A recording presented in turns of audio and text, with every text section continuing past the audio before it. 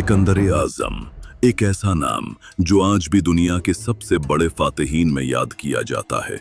ये कहानी है एक नौजवान की जिसने सिर्फ 13 साल में आधी दुनिया को फतह कर लिया। 356 कब्ल मसीह मकदूनिया के शहर पीला में एक बच्चे की पैदाइश हुई।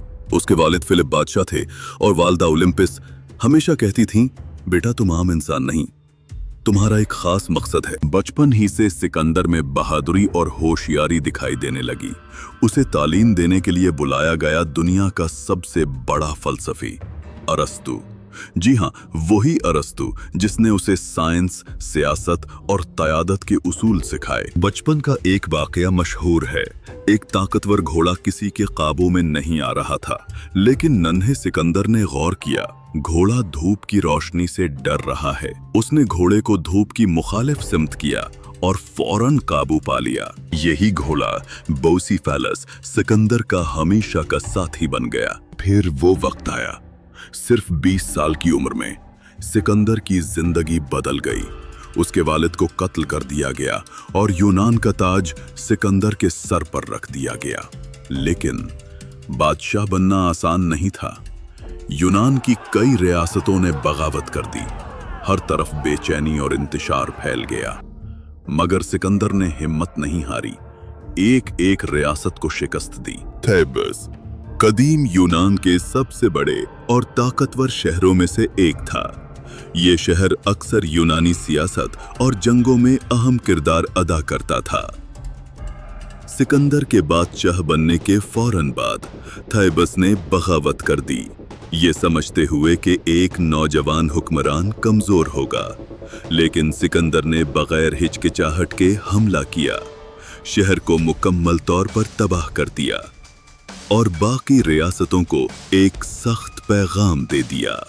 सिकंदर को ललकारने का मतलब तबाही है। 334 कब्ल मसीह सिकंदर ने फैसला किया कि अब वक्त आ गया है फारिस की अजीम सल्तनत को चैलेंज करने का। उसने अपनी फौज को इकट्ठा किया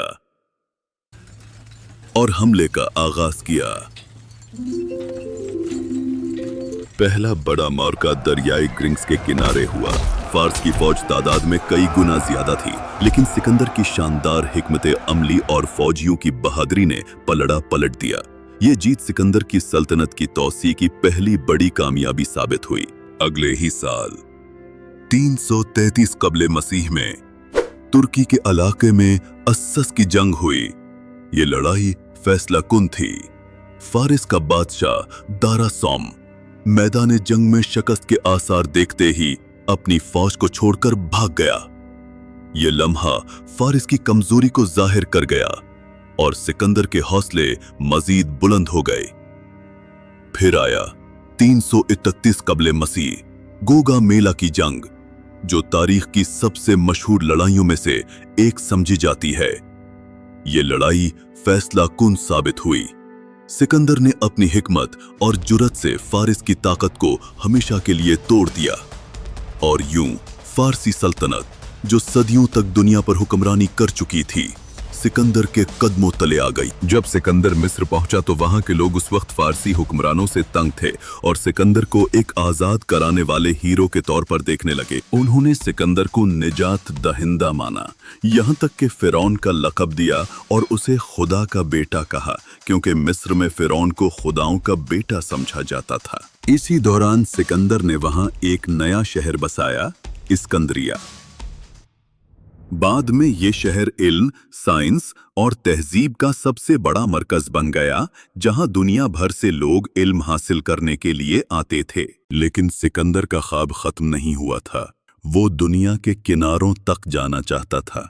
इसी ख्वाब के पीछे वो हिंदुस्तान पहुंचा। 326 क़िबले मसीह दरियाए जेहलम के किनारे राजा पुरुष के साथ एक अजीम जंग।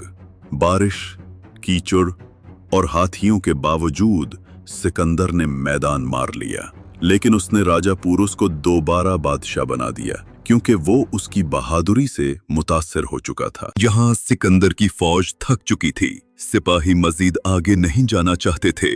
वो गंगा के मैदानों तक नहीं जा सका और वापस आ गया। बाबिल पहुंचते ही किस्मत ने आखिरी वार किया। सिर्फ 32 साल की उम्र में सिकंदर अचानक बीमार पड़ गया। कुछ कहते हैं मलेरिया था, कुछ कहते हैं जहर दिया गया।